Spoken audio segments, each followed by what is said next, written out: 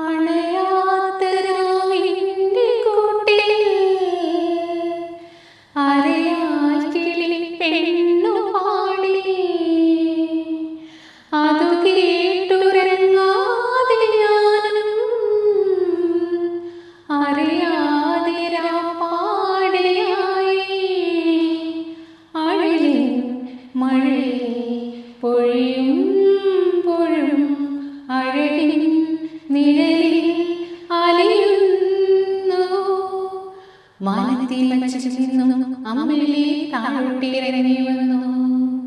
താമര പൂങ്കുളത്തിൽ തലപ്പിൽ നീട്ടി തുടിച്ചിരുന്നു. തെന്നൽ വന്നതും പോലഞ്ഞു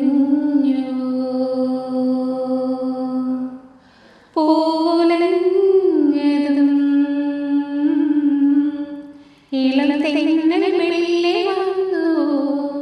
കടകഥയല്ലയോ തെന്നൽ വന്നതും പോലഞ്ഞു. നമസ്കാരം. ഗാനാമൃതത്തിലേക്ക് സ്വാഗതം.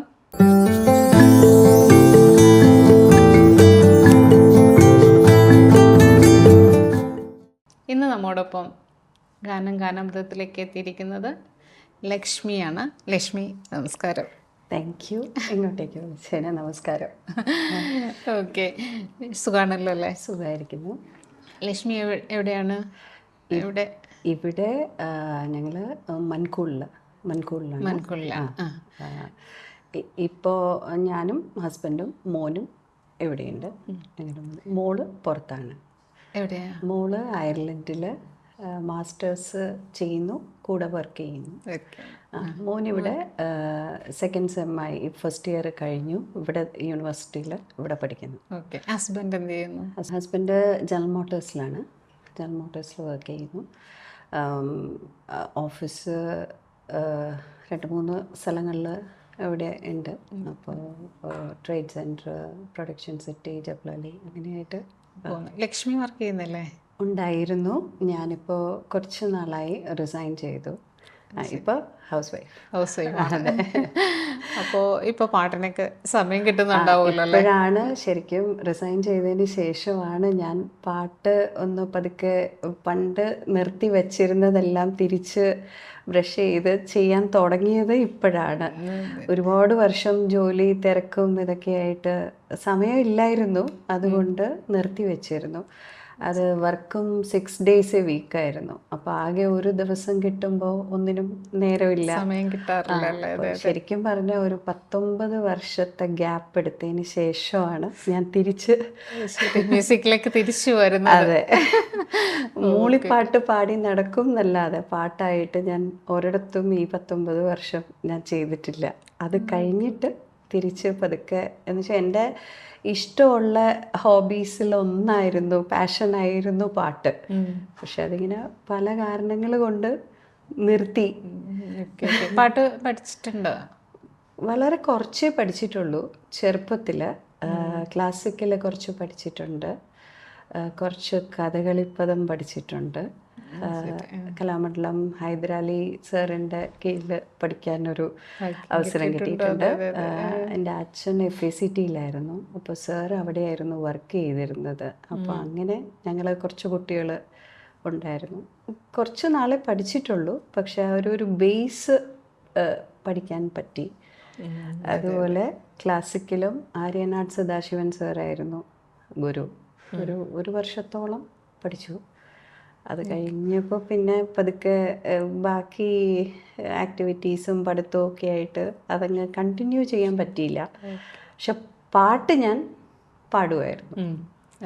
ആ ഒരു ബേസ് കിട്ടിയതിൻ്റെ ഇതിൽ പാട്ടിനോട് ഇൻട്രസ്റ്റ് ഉള്ളതുകൊണ്ട് അത് നമുക്ക് ഏത് സമയത്ത് വേണോ പാടാലോ അല്ലേ? അതെ, പ്രോഗ്രാം അല്ലെങ്കിൽ നാട്ടിലൊക്കെ ആകുമ്പോൾ യൂത്ത് ഫെസ്റ്റിവൽസും ഇതൊക്കെ വരുമ്പോൾ അതിലും പങ്കെടുത്ത് അപ്പം അങ്ങനെ കുറച്ച് അവസരങ്ങൾ കിട്ടുന്നതുകൊണ്ട് അതങ്ങനെ അങ്ങ് പോയി.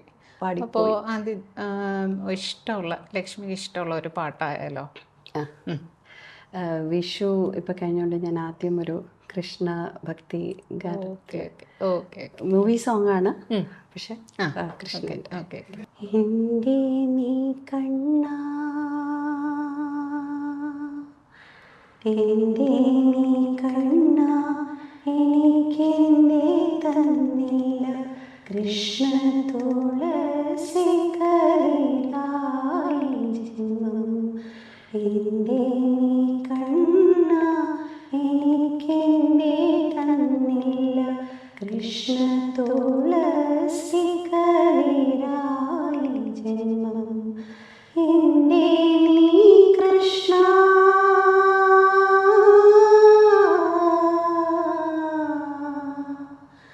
എൻ്റെ നീ കൃഷ്ണ എൻ്റെ നീ തന്നില്ല ഇന്നു കഴിയുന്നു പാവമീ ഗോപിക എൻ്റെ നീ കണ്ണ എനിക്കെന്തേ തന്നില്ല കൃഷ്ണ തുളസി കൈലായി ജന്മം കൃഷ്ണ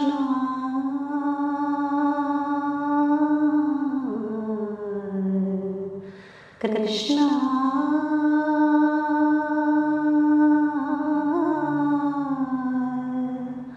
കൃഷ്ണ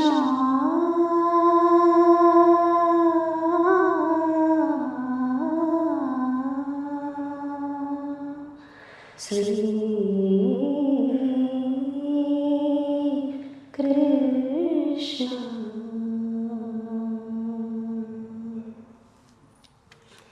ഭയങ്കര ഭക്തി സാന്ദ്രമാക്കിയല്ലോ ലക്ഷ്മി.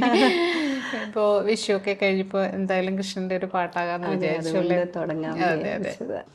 അപ്പോൾ ലക്ഷ്മിയുടെ പ്രോഗ്രാംസിനൊക്കെ പാടാറുണ്ടോ? ഞാൻ ഇവിടെ ശരിക്കും പറഞ്ഞാൽ ചെറിയ ചെറിയ അവസരങ്ങൾ കിട്ടുമ്പോൾ എന്തിലെങ്കിലും കിട്ടുമ്പോൾ ഞാൻ പോയിട്ട് ഒരു അവസരം കിട്ടാൻ കാത്തിരിക്കും ഒന്ന് പാടാൻ. പിന്നെ കുറേ നാളിങ്ങനെ നിർത്തി നിന്നുകൊണ്ട് തിരിച്ച് തുടങ്ങുമ്പോൾ ഉള്ള ആ ഒരു സ്റ്റാർട്ടിങ് ട്രബിളുണ്ട്, ഒരു പേടിയുണ്ട്.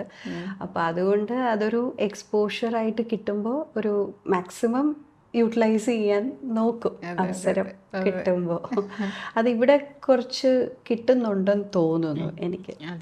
ഇവിടെ നമുക്ക് കുറച്ച് അവസരങ്ങൾ കൂടുതലാണ് നാട്ടിനെ അപേക്ഷിച്ച് നോക്കുമ്പോൾ. അതെ, എനിക്ക് അങ്ങനെ തോന്നുന്നു.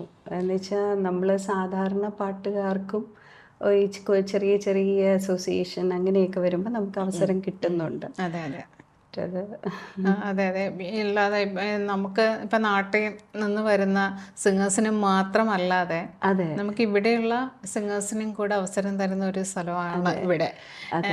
ഒത്തിരി ഗ്രൂപ്പുകളുണ്ടല്ലോ ഇവിടെ. അപ്പം ഒരുപാട് ഗ്രൂപ്പുകൾ എല്ലാ പ്രോഗ്രാംസും അവർ എല്ലാ ഒക്കേഷൻസും സെലിബ്രേറ്റ് ചെയ്യാറുണ്ട്. അതിനൊക്കെ ഓരോരോ പ്രോഗ്രാംസ് വെക്കാറുണ്ട്. അപ്പം നമുക്ക് കിട്ടുന്ന ഒരു അവസരമാണല്ലോ. തീർച്ചയായിട്ടും. പിന്നെ അപ്പോൾ മോനോ മോളോ പാട്ട് എങ്ങനെയാണ് അവർക്ക്? മോന് സത്യം പറഞ്ഞാൽ പാടും.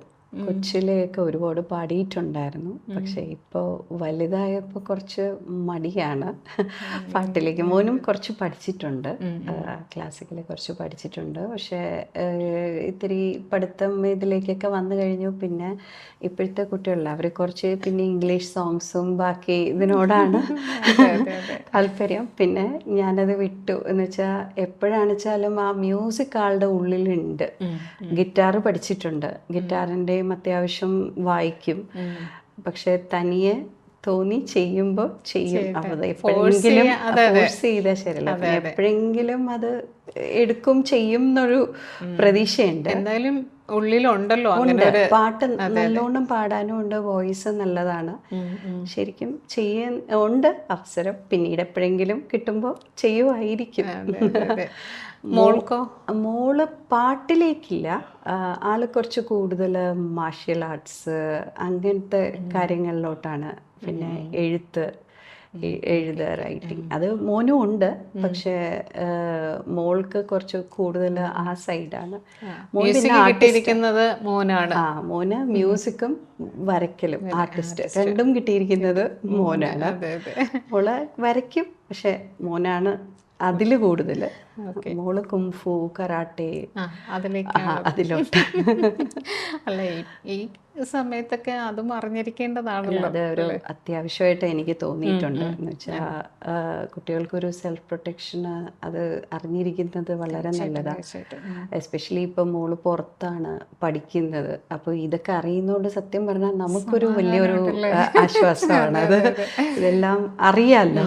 അതെ അതെ, ഒന്ന് ഫേസ് ചെയ്യാനുള്ള.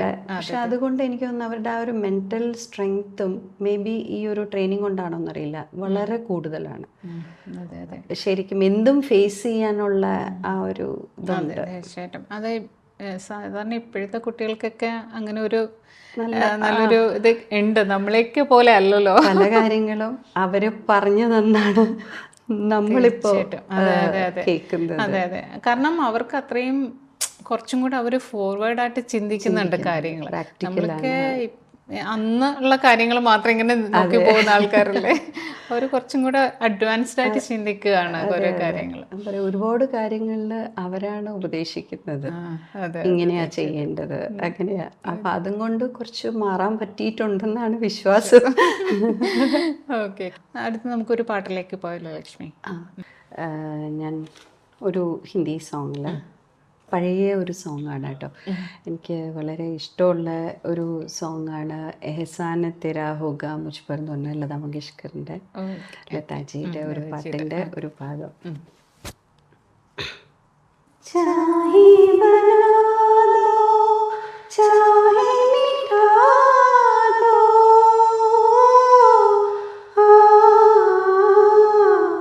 ചാഹേ ബനാ ദോ चाहे मिटा दो, मर भी गई तो देंगे दुआएं, मर भी गई तो देंगे दुआएं, उड़ उड़ के कहेंगे खाक सनम ये दर्द मोहब्बत सहने दो मुझे, तुमसे मोहब्बत हो गई है मुझे, पलकों की छाँव में रहने दो, एहसान तेरा होगा मुझ पर. ഒരു കുറച്ച് വരികളെ പാടിയുള്ളൂ. ലതാജിയുടെ ഒരു പഴയ സോങ് ആണല്ലേ, വളരെ പഴയ സോങ്. അതെ അതെ, ഈ പാട്ടുകളൊന്നും ഇപ്പൊ കേൾക്കാറില്ല കേട്ടോ. ശരിക്കും ലക്ഷ്മി പാടിയപ്പോഴാണ്, ഒത്തിരി മുന്നേ കേട്ടിരുന്നതാണ് ഇതിപ്പോ. അതെ, ഓക്കെ, ഒത്തിരി നന്നായിട്ട് പാടി കേട്ടോ ലക്ഷ്മി. പിന്നെ അപ്പോൾ ഇവിടെ ഇപ്പം ജോലിയില്ല, പാട്ടിലേക്ക് കോൺസെൻട്രേറ്റ് ചെയ്തോന്ന് പറഞ്ഞല്ലോ. അപ്പോൾ ഇനി ഫുൾ പ്രോഗ്രാമിലേക്ക് പ്രിപ്പയർ ആയിട്ട് ഇറങ്ങുവാണോ? അങ്ങനെയല്ലേ, ഈ പറഞ്ഞ പോലെ അവസരങ്ങൾ കിട്ടിയാൽ എനിക്കൊന്ന് പാടണം ചെയ്യണം എന്നൊക്കെ ഉണ്ട്.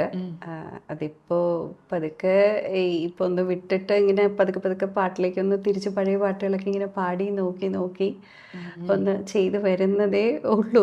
കിട്ടിയ പഠിച്ചിട്ടുണ്ടല്ലോ, പാട്ട് കുറച്ച് പഠിച്ചിട്ടുണ്ടല്ലോ, അപ്പൊ പിന്നെ എന്തായാലും പ്രാക്ടീസ് ചെയ്ത് എടുത്താൽ മതിയല്ലോ. ഇപ്പം ഞാൻ ഈ പറഞ്ഞ പോലെ ഇത്രയും വർഷത്തിന് ശേഷമായതുകൊണ്ട് എനിക്കൊരു ബേസ്, അറ്റ്ലീസ്റ്റ് ഒരു ബേസ് എങ്കിലും വേണം എന്ന് വെച്ചാൽ ഞാനിപ്പോൾ ഒരു ഓൺലൈൻ ക്ലാസ് തിരിച്ച് റീസ്റ്റാർട്ട് ചെയ്തിട്ടുണ്ട്. അത് എൻ്റെ ഒരു കോളേജ് മേറ്റ് തന്നെയാണ്, റോഷ്നി ആക്ച്വലി പ്ലേബാക്ക് സിംഗർ ആണ് റോഷ്നി. അപ്പോൾ റോഷ്നി ഇങ്ങനെ ഓൺലൈൻ ക്ലാസ്സസ് എടുക്കുന്നുണ്ട്. ഞാനിപ്പോൾ ഒന്ന് തിരിച്ചൊന്ന് ജോയിൻ ചെയ്തിട്ടുണ്ട്, ഒന്ന് സ്റ്റാർട്ട് ചെയ്തിട്ടുണ്ട്. ആഴ്ചയിൽ ഒരിക്കൽ ഇങ്ങനെ ക്ലാസ് എടുത്ത് കുറച്ച് നേരം ഒരു മണിക്കൂറൊക്കെ ഒന്ന് പാടുമ്പോൾ നമുക്ക് മറ്റത് വോയിസൊക്കെ പാടാതിരുന്നെങ്കിൽ കംപ്ലീറ്റ് അടഞ്ഞു പോയത് ഒന്ന് തുറക്കാനുള്ള ശ്രമം. അത് നല്ലതാണ്. നമ്മളിപ്പോൾ നമ്മൾ അങ്ങനെ ഒരു ക്ലാസ്സിൽ ജോയിൻ ചെയ്താൽ മാത്രമേ നമ്മൾ ചെയ്യുള്ളൂ. അല്ലാതെ എത്ര നമ്മൾ പ്രാക്ടീസ് ചെയ്യാന്ന് വിചാരിച്ചാലും നടക്കില്ല, ചെയ്യില്ല. അതൊരു ക്ലാസ്സിൽ കറക്റ്റായിട്ട് ആ ടൈമിന് നമ്മൾ ജോയിൻ ചെയ്യുമ്പോൾ ആ 1 മണിക്കൂർ എന്തായാലും നമ്മൾ അതിന് വേണ്ടിയിട്ട് സ്പെൻഡ് ചെയ്യുമല്ലോ. അതെ അതെ സ്പെൻഡ് ചെയ്യും. അപ്പോൾ ഒന്ന് തുറന്ന് പാടാനൊരു അവസരം കിട്ടുമ്പോൾ അപ്പോൾ ഞാൻ വിചാരിച്ചു അങ്ങനെ ഒന്നൊന്ന് റീസ്റ്റാർട്ട് ചെയ്താലേ എന്തെങ്കിലും നടക്കുള്ളൂ, അതുകൊണ്ട് അതെ അതെ അതെ. ചെയ്തതാണ്. അപ്പോൾ അപ്പോൾ മക്കളെപ്പോഴെങ്കിലും അമ്മ പാടുന്ന അല്ലെങ്കിൽ ഈ പാട്ട് പാടുന്നതാണ് ഇഷ്ടം, അല്ലെങ്കിൽ ഈ പാട്ട് പാടിത്തരുമോ, അങ്ങനെ എന്തെങ്കിലും? പാടിത്തരുമെന്നല്ല, അവർക്ക് ഞാൻ തിരിച്ച് പാട്ടിലേക്ക് വരണം എന്നുള്ളത് ഭയങ്കര ആഗ്രഹമാണ്. അവർ എന്തിനിത്രയും കാലം നിർത്തി വച്ചു എന്നുള്ള ഒരു കംപ്ലൈൻറ്റ് മാത്രമേ ഉള്ളൂ. അതെ അതെ അതെ. എന്തിനാ തിരിച്ചു വരുന്നതിൽ അവർക്ക് സന്തോഷം. ഭയങ്കര സപ്പോർട്ടാണ്. അവർ 3 പേരും അതെ, ഹസ്ബൻഡും അതെ, മക്കളും അതെ. അതെ അതെ. തിരിച്ച് ചെയ്യണം, ഇനി നിർത്തരുത്, പാടണം. ഇത്രയും ഫുൾ സപ്പോർട്ട് തരുമ്പോൾ എന്തായാലും ലക്ഷ്മിക്ക് അതൊരു എനർജി അല്ലേ? തീർച്ചയായിട്ടും. സപ്പോർട്ട് ഉള്ളതുകൊണ്ടാണ് നമുക്ക് ചെയ്യാൻ പറ്റുന്നതും അതുകൊണ്ട് തന്നെയാണ്. അതെ അതെ. കുറച്ച് വരയ്ക്കുന്ന ഇഷ്ടമാണ്, പക്ഷെ ഞാൻ അങ്ങനെ പഠിച്ചിട്ടൊന്നുമില്ല. എന്നാലും അതും എല്ലാം ഞാൻ തിരിച്ച് റീസ്റ്റാർട്ട് ചെയ്തു. അതെല്ലാം ഇപ്പോൾ ഒരു സമയം കിട്ടിയപ്പോൾ എല്ലാം പൊടി തട്ടി എടുക്കും. ഇതുവരെ വർക്കിന്റെ ഒരു ഇതിലായിരുന്നു, ഇപ്പൊ പിന്നെ ഫ്രീ ആയല്ലോ, പിന്നെ അതൊക്കെ പഴയ ഇതെല്ലാം ഒന്ന് തിരിച്ചു കൊണ്ടുവരണം. അപ്പോ അങ്ങനെ ഒരു ആഗ്രഹമുണ്ട്.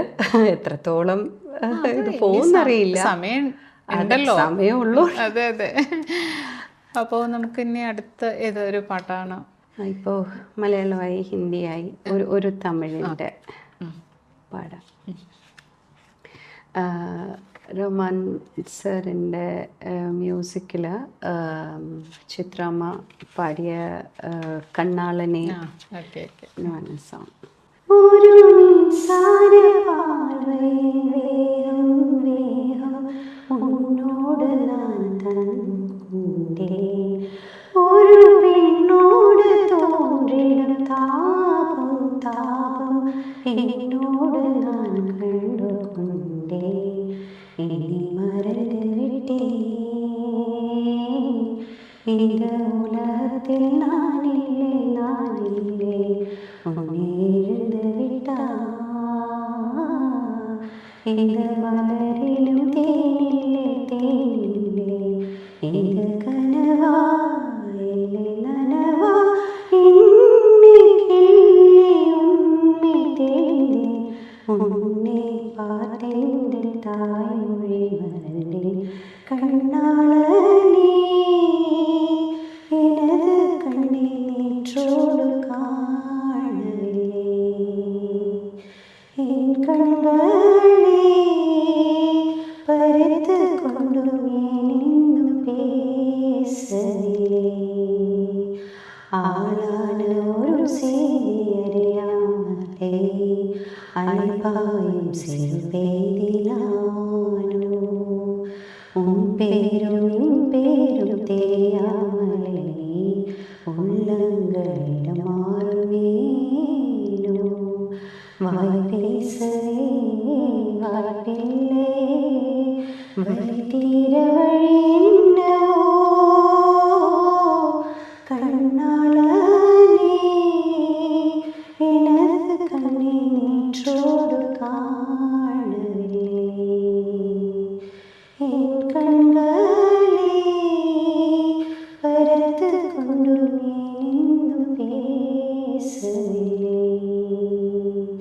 കണ്ണാളനേ.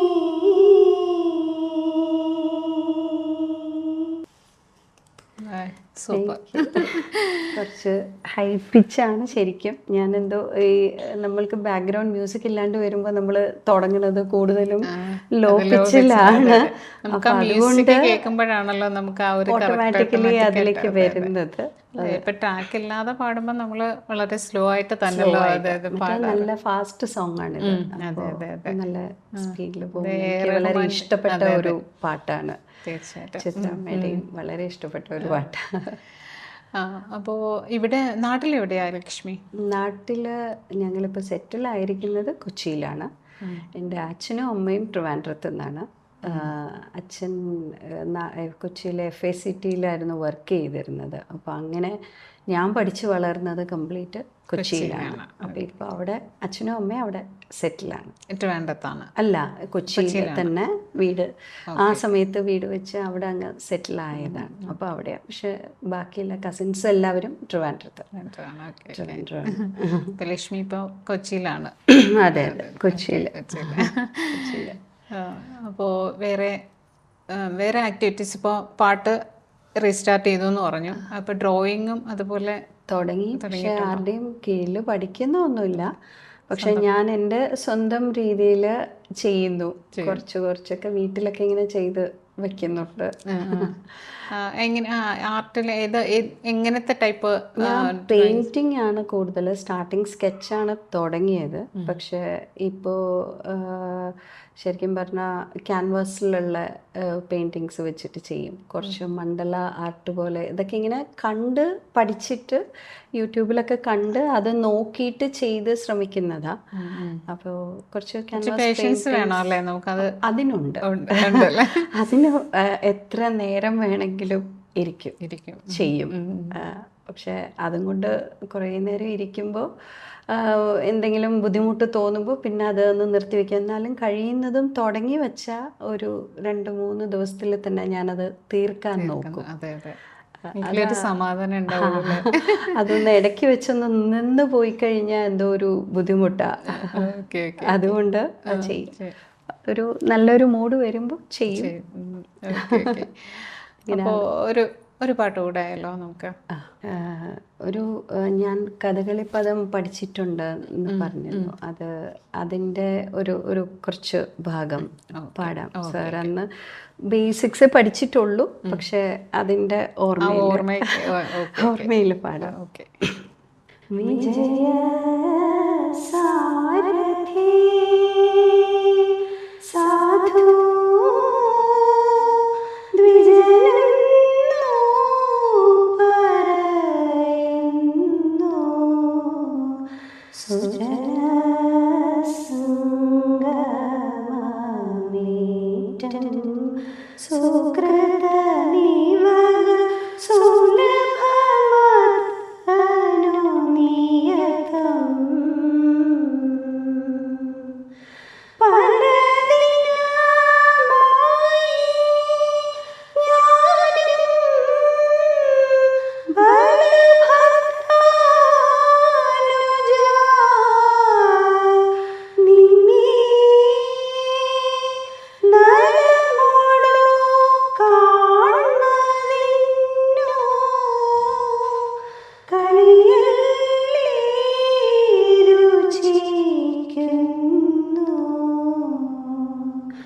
അജിത ഹരേ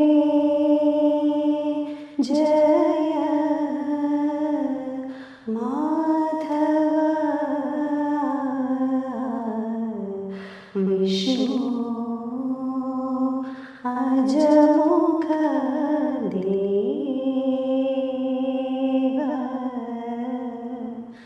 നദാ